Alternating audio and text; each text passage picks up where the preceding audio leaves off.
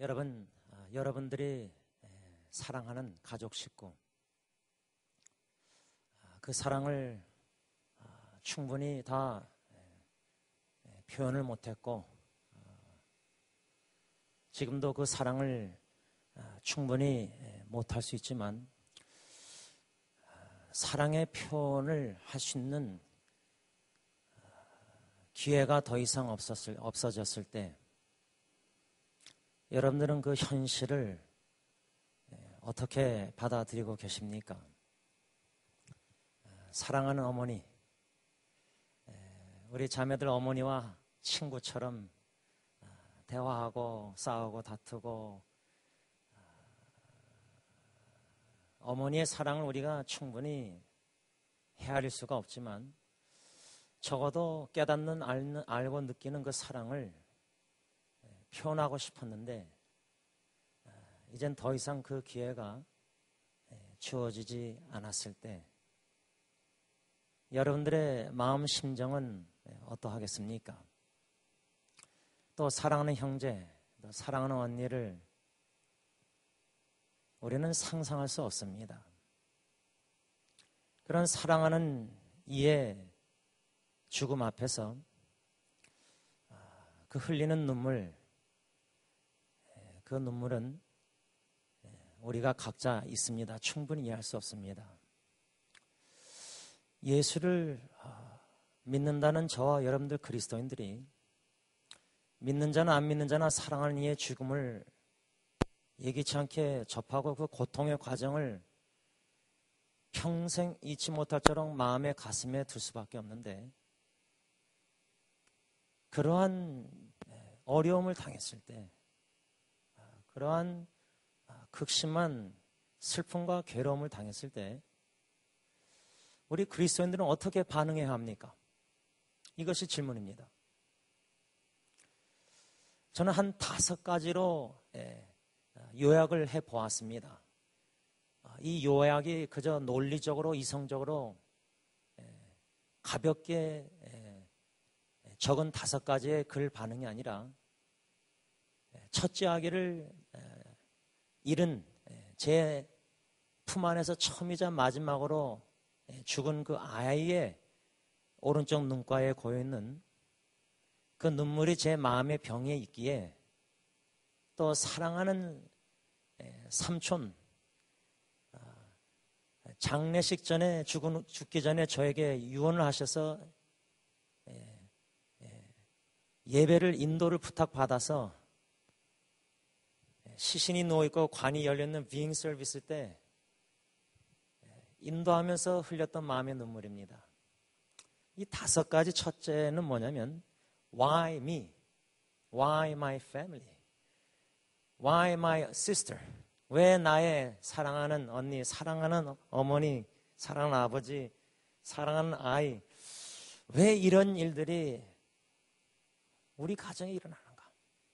특별히 주님 앞에 헌신해서 주님 앞에 모든 것을 바쳐서 생명을 걸고 헌신한, 그런데 왜 이런 어려움이 일어났을까? 욥처럼 정직하게 순전하고 하나님을 경외하는 그러한 성도에게도 10명의 자녀의 죽음을 겪었습니다. 왜 이런 일이 내 가정에, 사랑하는 이에게?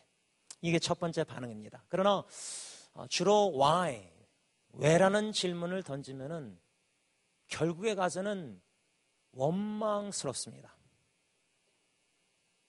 근데 심지어 하나님이 너무 원망스럽습니다. 누군가 사랑하는 일을 잃어서 하나님은 원망스럽다, 여러분들에게 마음을 나눌 때 터놓고 믿음이 없어 보입니까? 함부로 판단할 일이 아닙니다. 둘째 반응은 하나님께 분노하는 겁니다. 제가 몽골 가기 전에 5월 달에 영어 사역 성경 공부를 금요일 날 밤에 인도하면서 한 대학생이 요셉의 이야기를 오늘 본문을 공부하면서, 그런 상황에 너가 처해 있으면 어떡하겠느냐 하니까, 하나님께 I'm gonna be mad at God. 난 하나님께 분노하겠다. 그래서 제가 그랬어요. 요나도 그랬다. 요나 선자도 죽고 싶을 정도로 하나님께 화났다. It's okay, 괜찮다. 충분히 하나님께 화낼 수 있습니다. 죄 짓는 것 같습니까? 함부로 판단하면 안 됩니다. 그 고통을 조금이나마 느끼지 못한다면 함부로 판단할 일이 아닙니다. 세 번째 반응은 how, 어떻게 이런 일이 나의 가정에 내 사랑하는 형제 자매에게 일어났는가? How this happen? 어떻게 이런 일이 나는가? 여러분, 우리의 논리적인 이성과 명철로 이해가 안 되는 일들이 너무 많습니다. 딱딱딱 명철로 이해하면 탁탁 될 것 같습니까? 인생이? 대학교, 대학원 졸업하고 딱 직장해서 다 적고 뭐 결혼하고 또 아이 낳고 뭐 인생이 딱 그렇게 계획대로 다 됩니까? 내 계획대로 안 되는 게 너무 많습니다. 그래서 이번에 몽골 선교를 떠나고 또 한국에 인터넷 사역을 하러 이렇게 왔는데 일주일씩 기도가 미국에서 떠나면서 제목이 성령의 인도하심 따라. 몽골에 가서 세미나 했는데 제 계획대로 하나도 거의 안 됐습니다. 시간도 안 맞았어요. 우리 어떻게 이해 안 됩니다.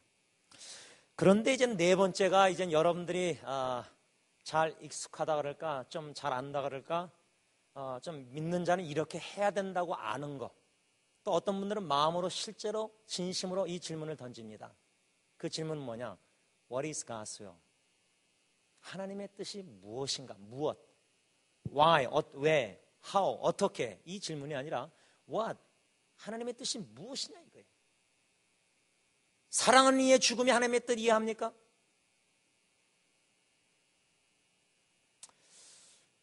제가 조심스럽지만 죄송하지만 솔직히 나눕니다.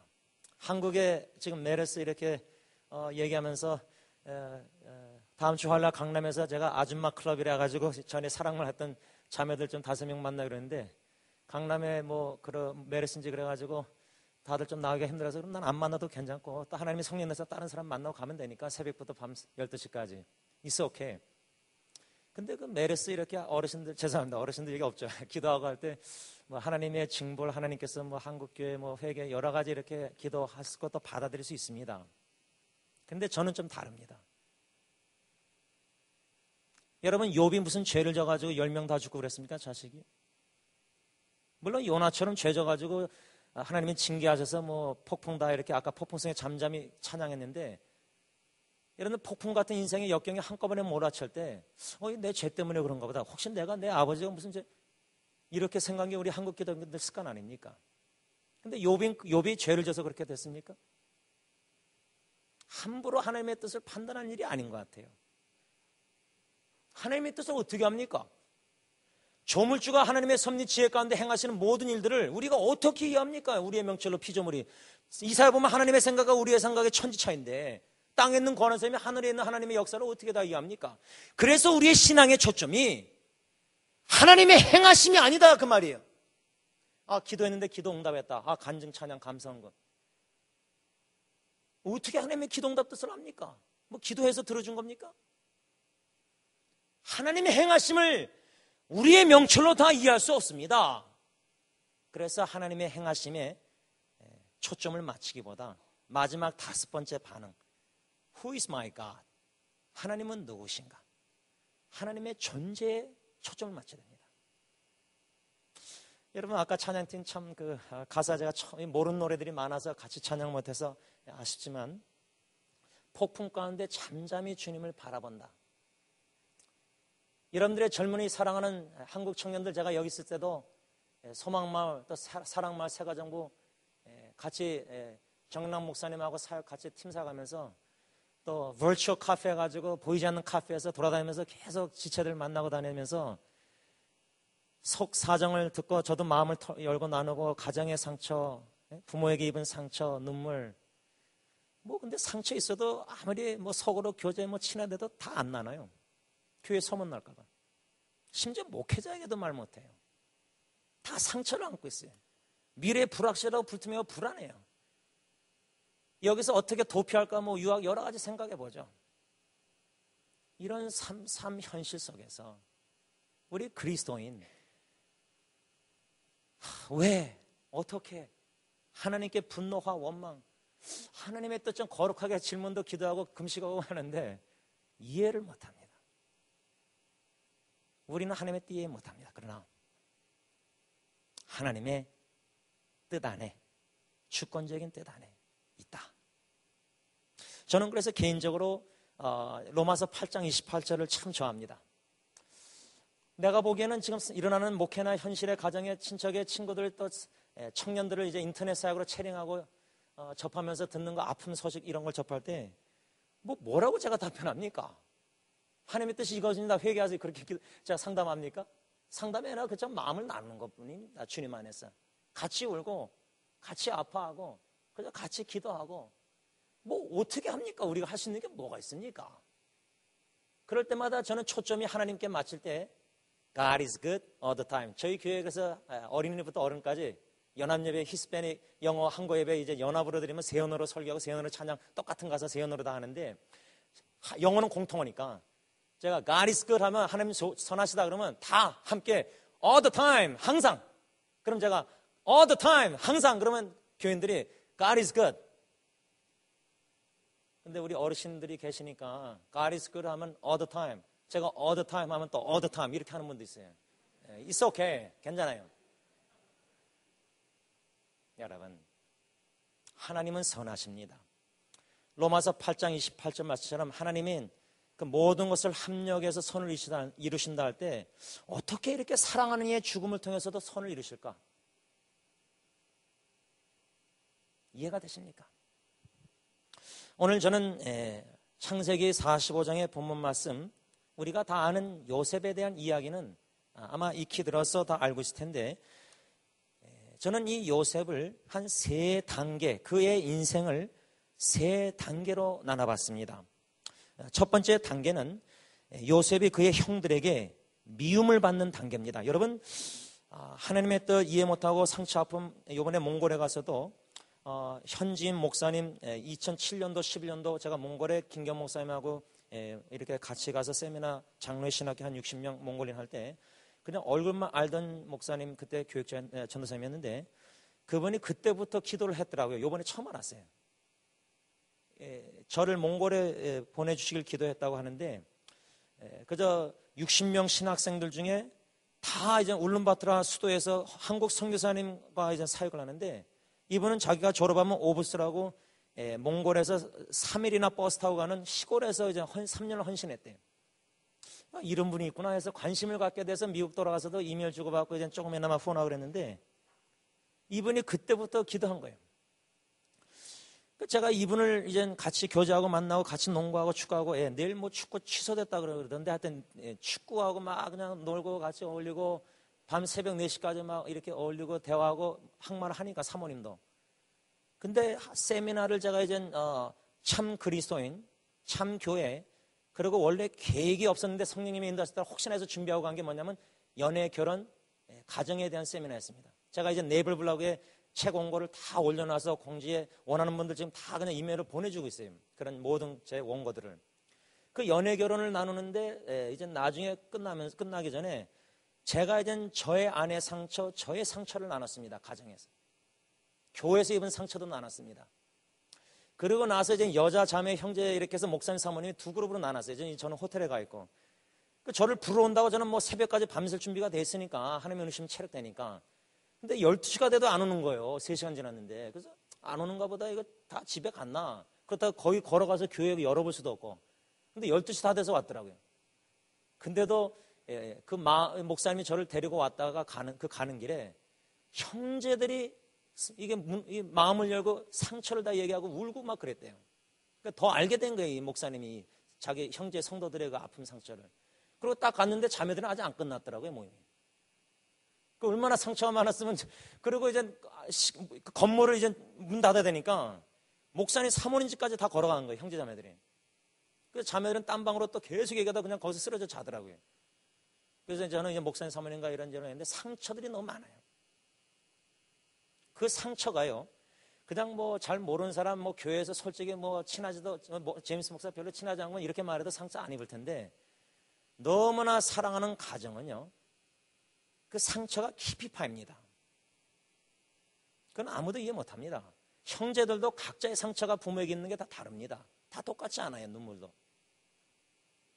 요셉이 형들에게 미움받은 사건은 여러분들이 이미 다 압니다. 그러면 질문은 왜 이런 일들이 일어났을까 질문하면은 요셉이 잘못한 게 없어요.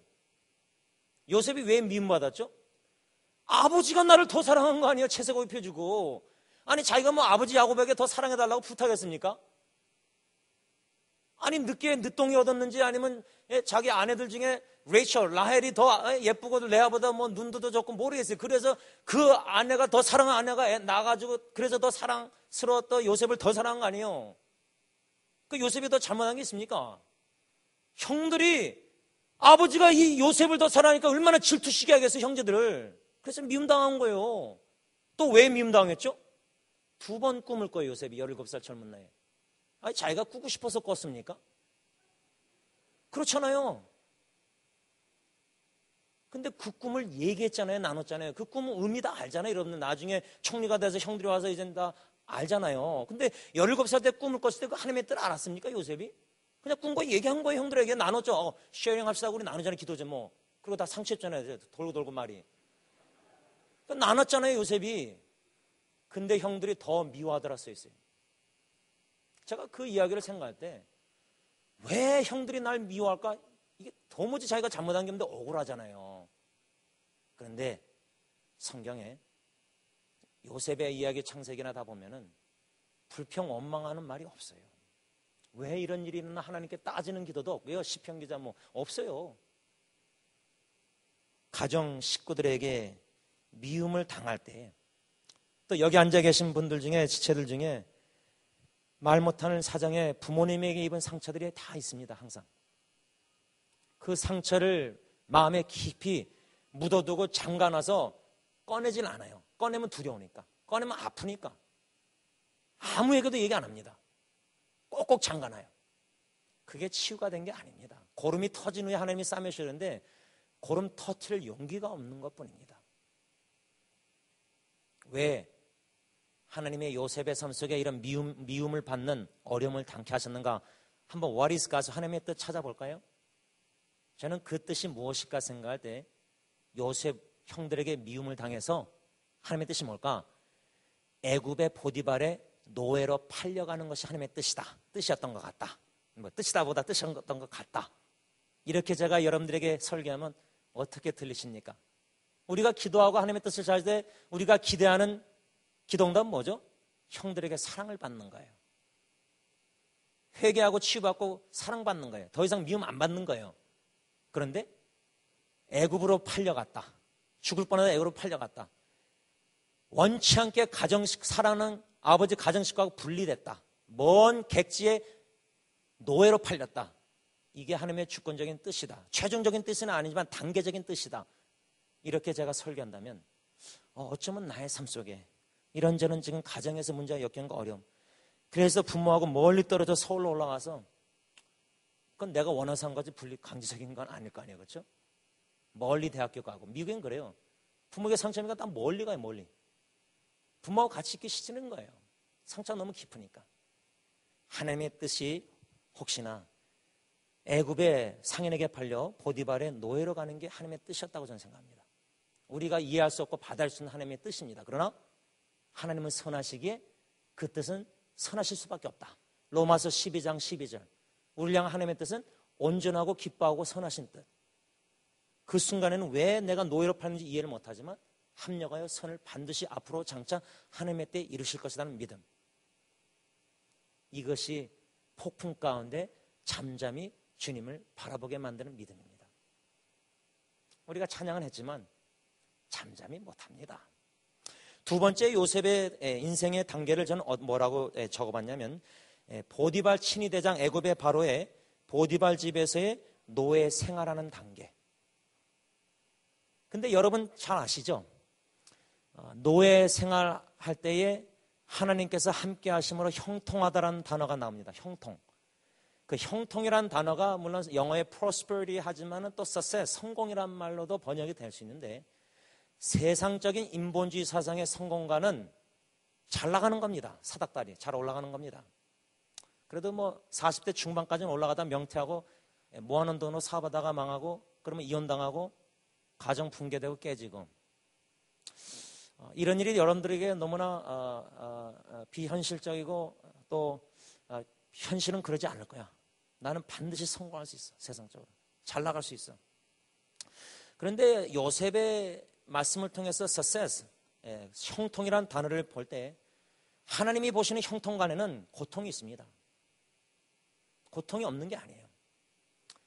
여러분, 누가 노예 생활, 누가 사장님, 부장님 다 모시고 밑바닥에서 일하겠습니까? 말단사원으로. 우리가 생각하는 성공가는 사장이 되고 부장이 되고 회장이 돼야 돼요. 돈 잘 벌고.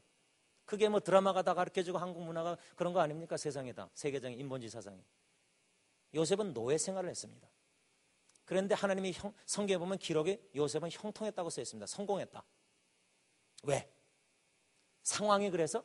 환경이 그래서? 지위가 높아서? 절대 아닙니다. 성경은 뭐라 했죠? 하나님이 함께 하심으로.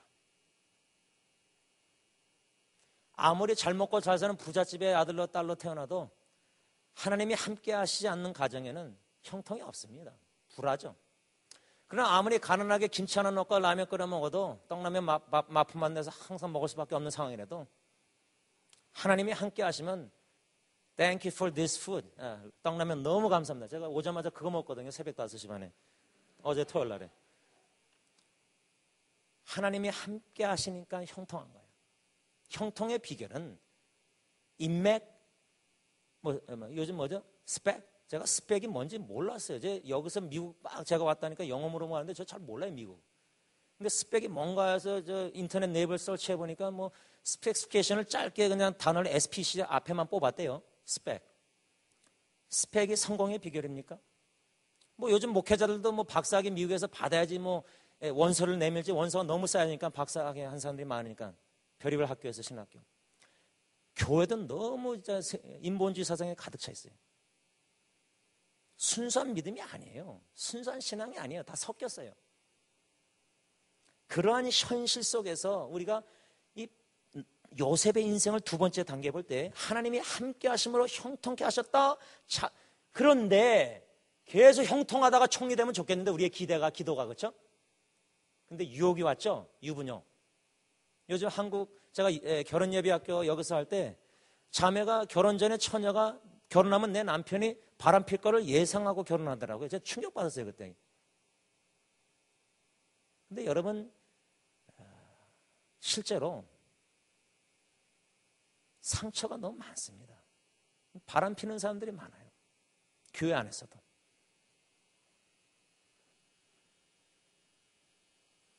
유혹이 어떻게 왔느냐? 성경에 뭐라고 써있죠? 요셉의 용모가 아름답고 잘생겨져요. 지금 말하면 얼짱이잖아요. 제가 하나님 얼짱만을 만나게 해주세요. 남자든 형제든 서인교회. 근데 얼짜들만 만났어요. 제가 얼굴 보면 짜증나는 사람들. 어저께 그 3명 만났어요. 이익균 형제 어디서 이익균? 송기성 여기 결혼한 송기성. 이 얼짜도 1, 2, 3, 4, 4번인데 우리 상훈 형제 드럼 치는 형제. 얼굴 보면 짜증나라 제가 나이대로 이렇게 1, 2, 3, 4 했는데 자기 하기 싫다고 빠졌어요. 어저께 안 왔어요. 식사할 때 초청도 안 했고. 상훈 형제가 잘생긴 거예요? 뭐 하여튼 뭐 용모는 알아서 하시고. 요셉의 용모가 얼짱이었는데 유부녀가 유혹을 했어요. 그러니까 여러분 얼굴도 그냥 평범하게 생긴 게 감사해야 돼요. 유혹이 없잖아.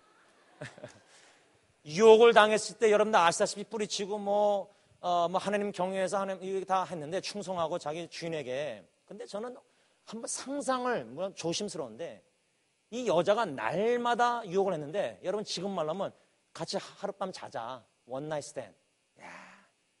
제가 죄송합니다. 야 하니까 좀 이상하네요.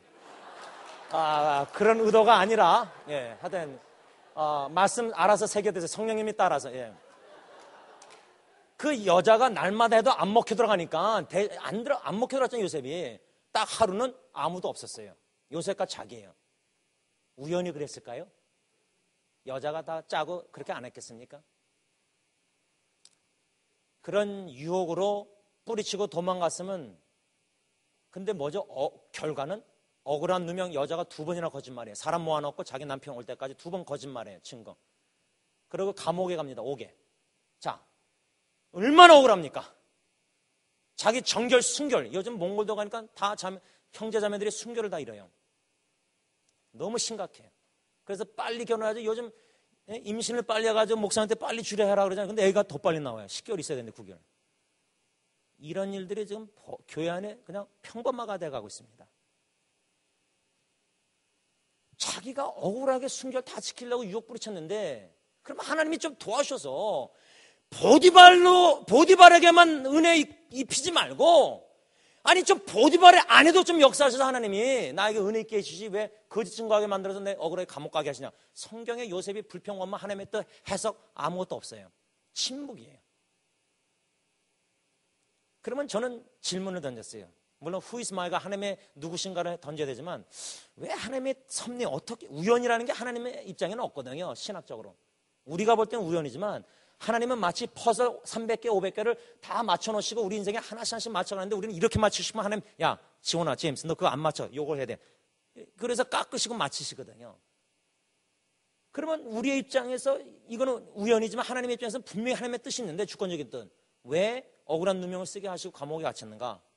제 생각에는 거기에서 바로 왕의 두 관원 중에 술관원, 그 사람을 만나게 해주시고자 섭리하시고 인도하시 않았는가? 그리고 그 다음 세 번째 단계 여러분 아시죠? 술관원을 통해서 꿈을 해석하고 그 술관원이 이제 회복되는데, 자기의 지위 만 2년 동안 억울하게 또 요셉이, 그 사람이 나 잊어버렸나 보다, 가서 좀 자고 억울한 거 얘기했는데 2년 동안 까먹어요. 근데 왜 2년 후에 하필이면 딱 그때 바로에게 하나님이 또 이런 꿈, 주권 속에서 꿈을 허락하시죠? 그리고 또 왜 아무도 꿈 해석하는 사람이 그렇게 큰 나라 애굽의 강대국에 없죠? 그런데 술관원이 그때서 생각나서 요셉을 소개해요. 히브리인. 그 마지막 세 번째가 바로 애굽에서 총리가 되는 단계인데, 저는 이 말씀, 인생을, 요셉의 인생 보면서 하나님의 섭리를, 일하심을 조금씩 엿보는 게 있었는데, 그 중에 하나가 뭐냐면, 성경을 읽다 보니까 애굽에 팔려서 보디발 집에 가정 총무로 높이시잖아요. 함께 하시면 형통께서 한 집안을 좀 지금 말하면 매니저로 다 맞는 사람으로 높이잖아요. 근데 나중에는 13년 후에 17살 때 그렇게 형들에게 미움받고 팔리고 다 죽을 고비 와서 노예 생활하고 뭐 억울한 놈면 감옥에 있다가 30세, 그러니까 13년 동안 고등학교 15살부터 30세까지 온갖 이렇게 당하다가 한 가정의 총무가 한 나라를 다스리는 총리로 하나님이 높이셨어요. 그러면 우리의 기도와 기대와 계획이, 생각이, 그러면 30살 딱 총리 됐으니까, 그러면 가뭄이 딱 이렇게 꿈대로 7년 풍년, 7년 흉년이잖아요. 그럼 우리 생각은 좀 7년 흉년을 먼저 오게 하셔가지고 뭐 야곱이나 형들이 빨리 와서 자기에게 절하고 뭐 이러면 좋겠는데, 7년 풍년, 그때까지 형제들 못 만나요. 뭐 잘 먹고 사는 사람이 가나안 땅에서 뭐 애굽에 갈 필요가 없잖아요. 그 다음에 이제 7년 흉년이 오는데 2년째에 형들이 이제 두 번 내려와요. 그러면 여러분 계산해보면요, 17살 때 미움당하고 팔리고 어쩌게 하다가 30살에 총리 되다가 37세 7년 풍년, 그 다음에 나머지 7년 중에 2년, 그러면 39세 때 가족 식구 형들을 만나요. 그러면 17살부터 39살까지 22년 동안 가정과 분리 떨어져 있고 못 만나고 객지에서, 아무리 총리 되면 뭐예요? 사랑하는 가족 식구 떨어져 있는데 못 보는데. 그럼 우리 생각에 하나님이 왜 이렇게 일하시는가? 좀 빨리 만나게 하지, 총리 된 다음에 왜 또 9년을 기다리게 하셨는가? 하나님의 뜻 이해 못합니다. 그러나 애굽의 총리가 되고 7년 풍년과 2년째 흉년 때에 두 번째 형들이 이제 내려왔을 때, 첫 번째 말고, 그때 오늘 본문이 이야기입니다. 형들에게 자기 자신을 밝힙니다. 특히 베냐민을, 동생을, 똑같은 엄마에서 나온 자기 동생을 봤을 때 울음을 억제하지 못하고 애굽 사람들 다 보내고 엉엉 웁니다. 22년 만에 사랑하는 동생, 그렇게 보고 싶은 형제, 이복 형제가 아니라 베냐민, 그 엉엉 우는 눈물 이해하시겠습니까? 소리가 들릴 정도로 애굽 사람들이. 그러한 눈물 흘린 후에 형들에게 당신들이 나를 팔았습니다. 그 사실이에요, 사실. 사실 현실은, 팩트는 형들이 팔았어요, 미워서. 그걸 얘기해요, 요셉이. 당신들이 날 판 자다, 요셉이다. 밝혀요. 그러면서 뭐라죠?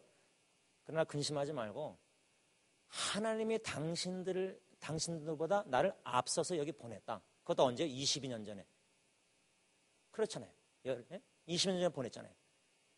그러면서 하나님의 뜻이 무엇인지를 형들에게 밝혀요. 요셉이 보디발 집에서 총무할 때 깨달았을까요? 절대 아니라고 생각합니다. 감옥에서 깨달았을까요? 저는 절대 아니라고 생각합니다. 총리 30살 딱 돼가지고 깨달았을까요? 절대 아니라고 생각합니다. 이 절대란만 조심하세요. 저는 아니라고 생각해요. 39살 때 형들이 두 번 왔다 갔을 때 어쩌면 첫 번째 하나님의 섭리 인생 뒤돌아가면서 왜 이런 일들이 일어났을까? 하나님의 어떻게 그러다가 하나님의 뜻이 뭘까? 하나님은 누구신가? 하나님은 선하시구나. 하나님의 주권적인 뜻 섭리 이 계획 속에서 왜 나를 애굽의 총리로 세웠을까? 뭐 보디발 집에서 총리 또 그 감옥에서도 또 이렇게 은혜를 입잖아요.